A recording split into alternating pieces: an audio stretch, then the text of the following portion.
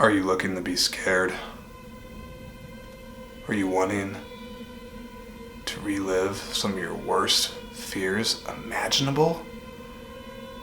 Well, this isn't the place for you. This is just my review channel where I'm going to talk about It Chapter 2 and yeah, just not take this intro seriously. So, how's everybody doing out there? I hope you're doing great. Happy almost fall. We are almost there, and with fall we start getting some of those kind of creepier movies, which is why I thought it would be fitting to finally get my review out for It Chapter 2, which has been out for a little bit, but you know, I get busy in life. Sorry, so I will give it to you when you get it. It Chapter 2, it is the direct sequel to It Chapter 1, and it follows the Losers Club, or I should say it picks back up with the Losers Club, those kids from the first movie that were being tortured and just followed around by Pennywise, the evil, dancing bastard clown. I'll get to Pennywise in a moment. So it picks up 27 years later with the losers now being adults.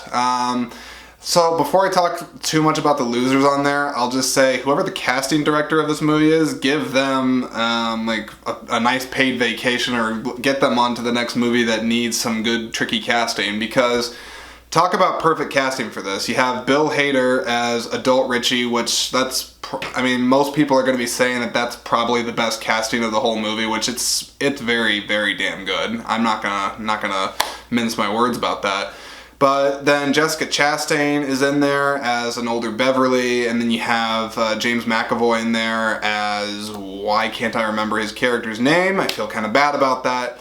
Along with a handful of other actors that I really wish I knew all their names to play the other kids, but everyone that they selected for this, whether they are bigger actors like James McAvoy or Jessica Chastain, even to the ones that aren't as name-worthy, they all fit extremely well, resembled the kids, and you believe that they were the same people all grown up. So I feel like as a casting director that's a very difficult challenge, or that's a difficult challenge to have when going about making a sequel to a movie where you have to cast older actors in place of the younger ones. All the acting in this movie across the board is great. Bill Hader's fantastic as Richie. He's funny, just like the Finn Wolfhard is in the first It. But he also shows some dramatic chops on that, and also you do believe when he's actually freaked out and afraid, and that just goes to show you that Bill Hader is more than just a comedic actor, which is awesome. Jessica Chastain, I mean, she's pretty much always a solid choice in any movie she's in. She totally held her own. Same with James McAvoy. You don't have to worry about him giving a bad performance. And the other actors, like I said, they were all fantastic. And now I gotta talk about Pennywise, the dancing clown! Anywho, holy shit to Pennywise, Bill Skarsgård. I mean, he was already fantastic in It Chapter 1, but I mean, I think he was just as effective in this one as he was in the first one. I really think that he did a lot to prepare for his character. I'm not really sure how one prepares to be a psycho dancing clown creature, but whatever he did, it works. Just between the voice, the movement, wearing all the prosthetics, but still getting his facial features to come through in the performance, that is kind of rare, I feel like, for actors that have to be, you know, buried under a big heap of makeup. But he was fantastic, and I really hope that I start seeing him in more things where, you know, whether he is covered in makeup or not, he was awesome. He gave Tim Curry a big run for his money, and I'm very, very happy with how he was in this movie. Talking about the storyline a little bit more. So the losers are back. They get called back to Derry because they made that blood oath at the end of the first one where they're like, okay, hey, if this thing's back, killing more kids and yada yada, we gotta come back and end this shit. So the losers, they come back, and some people might say on this part of the movie that it's, I don't know, somewhat repetitive, but they sort of have to relive some of their fears that they had from the first one, rehash some childhood traumas. And some people that are watching the movie might feel like there might be some repetitiveness to this, but I think it's somewhat intentional in that. But the difference is that obviously the way that they react to it is going to be different than how they were as kids, and it's interesting to see what new fears they possibly have now as adults versus the ones that they carried as children. Because that's what I see the It story being mostly about. It's not so much necessarily all about the dancing clown Pennywise. I feel like it's more about what people do to overcome their fears, how you face your fears, and seeing what happens if fear manifests into your worst nightmare, and how you combat that. Something like that. And it's really a story about friendship, which is what I actually really liked about this movie. I'd say almost more than the first one.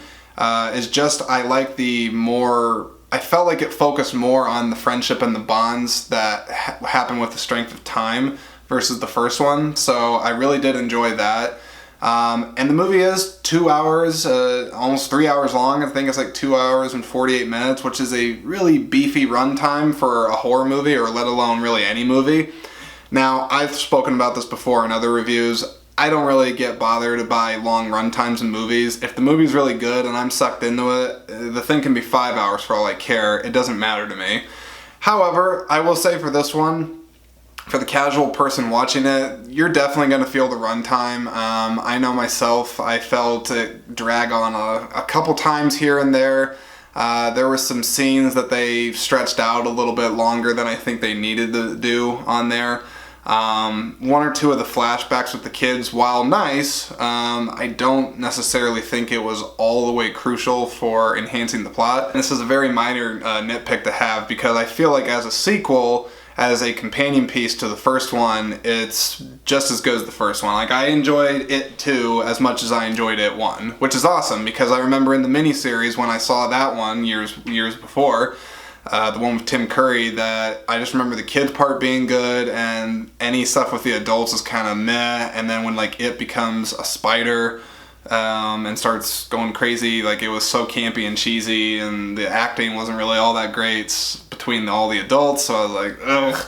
So this is already a big improvement from that. As far as the scares go in the movie, there's a couple times where I jumped, but I don't think this movie is really all that scary. I wasn't really that scared watching this movie. I was more hooked into the actual story of the losers, their friendship, how they were going to come together and defeat this thing, and then also going into the actual backstory of the creature It. That is one thing I liked, but it's also one thing I didn't like. So this is a spoiler alert right here. Disclaimer. Spoiler! There's a scene where Mike, I believe he's the one that stayed behind that called them all back, he basically gets James McAvoy's character to trip balls on this peyote drug or something like that.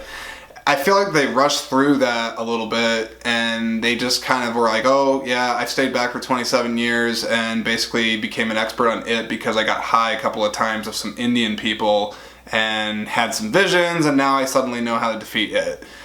I mean, visually, some of that stuff's cool, but why couldn't they have trimmed some of those scenes that I felt they had dragged out a little bit, trimmed those down, and then added a little bit more to the actual backstory of it, and making it at least feel a little bit more reasonable for why Mike is an expert in the creature of It and how he's going to teach the rest of the losers how to defeat it. No one really seemed to question him all too much, which I guess, why would they? He's their good friend of, close to 30 years. You're not gonna question that, but it did make me scratch my head a little bit just from a logic standpoint, which, another thing I'll just say for the record, I really try not to be that guy when watching any movie, really. It doesn't matter if it's horror. Being that guy that's the Mr. Realist, that's well, in real life, it's really not going to be like that. I really feel like in this situation, the person really would not have acted like that. He really wouldn't have acted like that at all. There was a couple of times where I was like, I don't really know if that's quite the smartest, writing in the world, but maybe that's Stephen King's fault in the book. Maybe it's just like that in the book. I don't know. I haven't read the book. The book's super long and it's dense, and I don't really read that much, which I probably should. The other small little nitpick that I have with this movie is character decision and, / how they would handle it. So, think about this from just a common sense perspective. Now, hear me out, okay? If I was a child and I just had a horrific summer with this evil asshole clown that made me live my worst fears and I almost died from it, / saw it murder people, etc., etc., I I feel like the 27 years, I mean, I know that they do like this thing, I guess, in it where like because of them being away from Deary, they all kind of like forgot about it somehow, and then like when they come back, it becomes fresh to them. So whatever the case on that, I'm gonna give the movie some leeway on that. So from a story perspective, but hear me out. Even if there's some sort of like a magic thing that makes you forget about the Pennywise clown and all the trauma that you lived and stuff, when you come back and all the trauma's like coming back, you're telling me that the town of Deary, or maybe even some neighboring town, doesn't have a gun store? Like, I'm not even a gun guy, but I'm just saying, if I knew that I got to face a clown, I'm like, oh, you know, when I was a kid, all I really had were like baseball bats in my fist to really combat this thing. I'm an adult now. I'm gonna shoot it, right? I mean, I don't even know if bullets are an effective thing on it, but wouldn't you want to at least try? So the fact that they didn't have at least one character be like, hey, before we go face this thing, guys, before we go into this creepy mansion, before we go into this creepy old dusty house where we almost died in the first one, because now we all remember now, maybe one of us should get a gun, I don't know, a knife, a bat, some barbed wire, I mean something, because they literally, spoiler again, they literally all basically show up to the house again, just like they were as kids, being like, well, we're just gonna go in and try and take it down. Okay, sure. See how well that works for you, and I'm not gonna spoiler how it works. It just seems, again, just from a writing perspective, and I know like if they probably had put weapons in the movie like that, it defeats a lot of the purpose of it, but I couldn't help but just think about that just for a little bit, just for an alternative take of like, what if one character seemed to think about this a little bit more realistically? And whatever, that's just, again, it's a minor nitpick. It's not even really a nitpick, it's more of a personal gripe than anything else. I think the story of It 2 is great. I think the story of the whole It is great. It Chapter 2, I felt like delivered on the hype that It Chapter 1 delivered on as well. I thought it had an excellent cast. Its pacing was really well done. While I did think that some of the scenes could have been trimmed down a little bit, I really didn't mind the runtime overall because I liked being able to be with the characters longer. I thought Bill Skarsgård was absolutely amazing as Pennywise once again.